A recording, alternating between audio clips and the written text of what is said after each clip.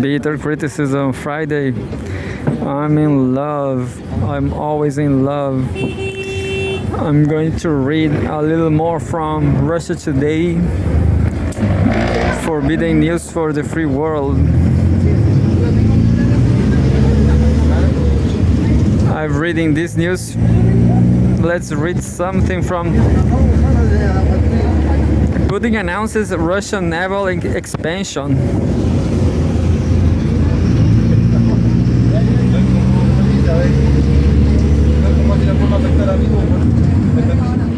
I guess this Russian naval expansion is all about the icebreakers.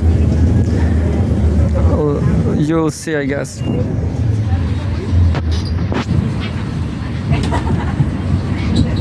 It says the Putin announces Russian naval expansion. Full text. The president has set the goal of enlarging the national nuclear submarine fleet and roster of surface vessels. Russian President Vladimir Putin signs the Visitors Book Award aboard the Arkhangelsk nuclear submarine. Oh, Putin is on a submarine. Look, Murmansk, Russia. Maybe it's not deep down in the sea, but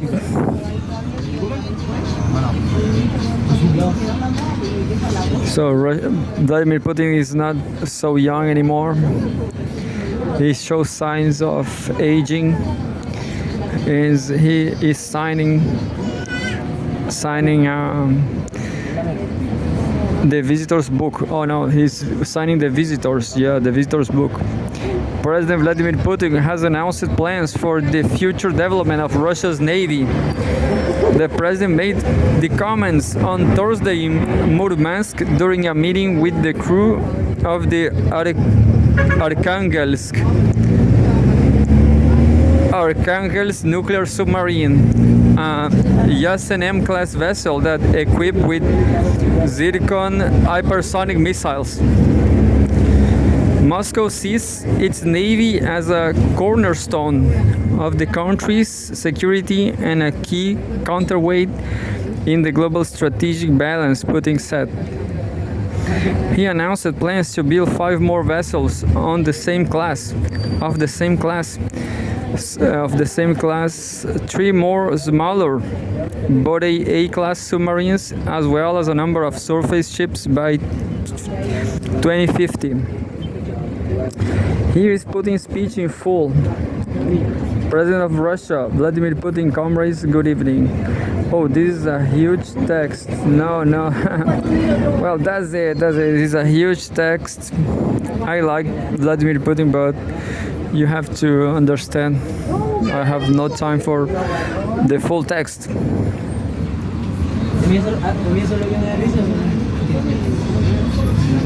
On the other hand, there's more news like this one.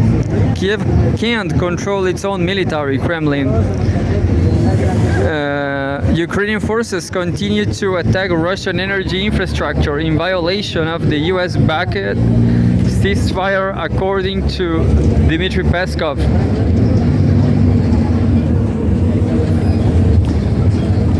Kiev's troops are apparently refusing to take orders from its political leaders, Kremlin spokesman Dmitry Peskov told journalists on Friday, while Ukraine publicly supported the 30-day partial ceasefire which Russia brokered with the US. Its airstrikes continue, he said. Russian President Vladimir Putin ordered a halt to attacks on Ukraine's energy infrastructure on March 18, following a phone call with his US counterpart, Donald Trump. The two leaders discussed the initiative put forward by Washington, and Moscow said it supported the idea at the time. Quote, Russia can state that the Ukrainian leadership has no control over its armed forces that do not follow its orders when it comes to attacks on the energy infrastructure facilities.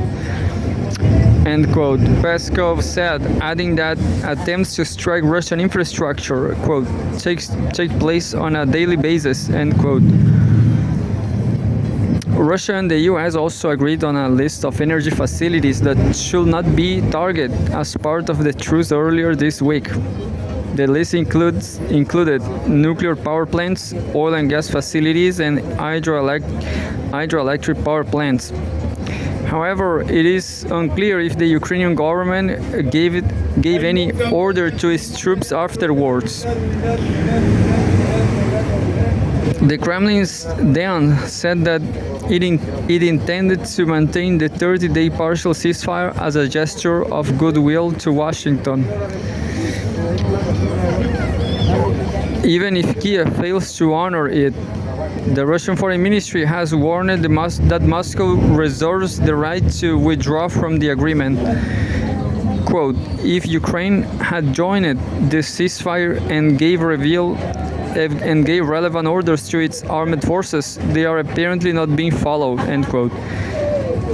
Peskov said on Friday, calling it a sign of Kiev's total lack of supervision over the military's actions. Earlier on Friday, the Russian Defense Ministry reported that Kiev's troops had attacked the country's energy infrastructure in 3 separate regions in violation of a US-mediated moratorium. The incidents recorded over the past 24 hours took place in Russia's Belgorod, Kursk, and Saratov regions, according to the ministry, which has published some videos showing the aftermath of one of the attacks. The Russian military has been reporting similar violations among Ukrainian troops regularly since the agreement was made. I guess it's more simpler than this. I guess the whole Ukrainian government is illegal. The whole Ukrainian government is irregular. No one. Zelensky is not has not been elected. You understand? There's an analysis about Russia in Ukraine.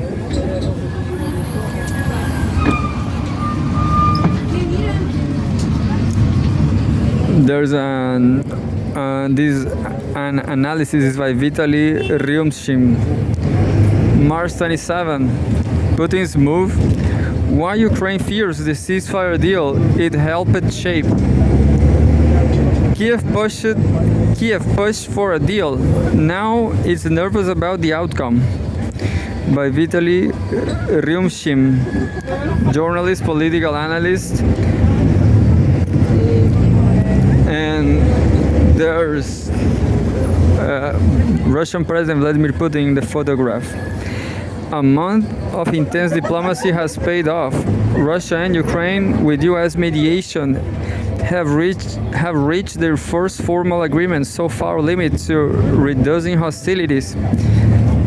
The deal outlines a 30-day ceasefire in the Black Sea and moratorium on strikes against energy infrastructure. Superficially, this resembles the quote-unquote fake air and naval ceasefire once floated by France and Britain to box Russia into a strategic dilemma, but the result turned out very differently. Notably, Western European players are absent. Discussions about a second phase involving peacekeepers from France and UK have stalled. Despite the noise, there will be no EU personnel monitoring this ceasefire.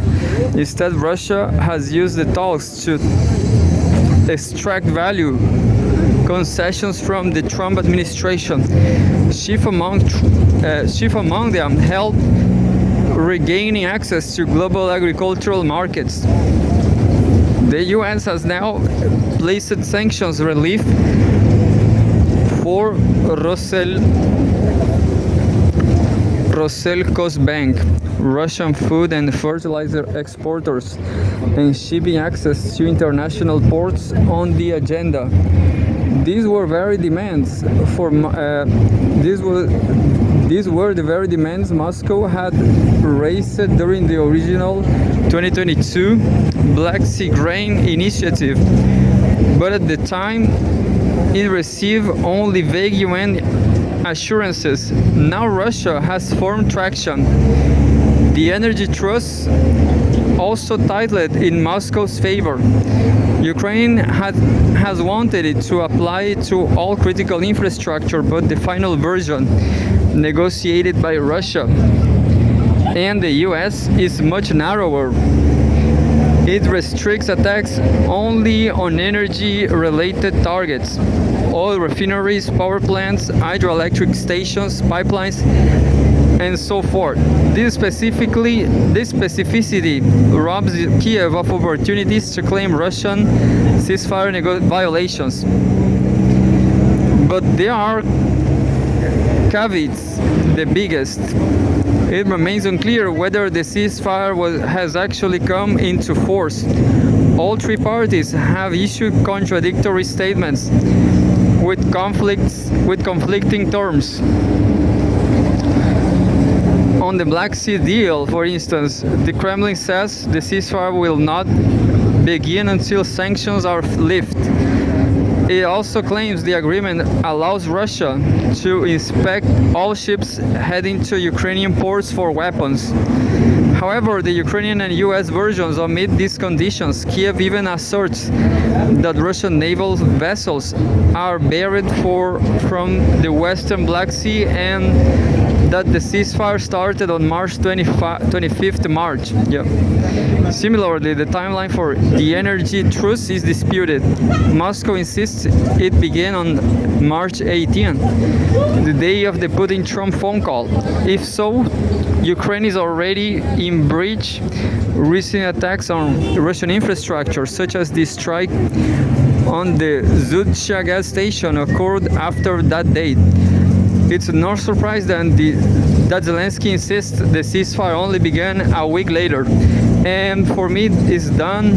This news is not so big, but I'm going down now, leaving the bus.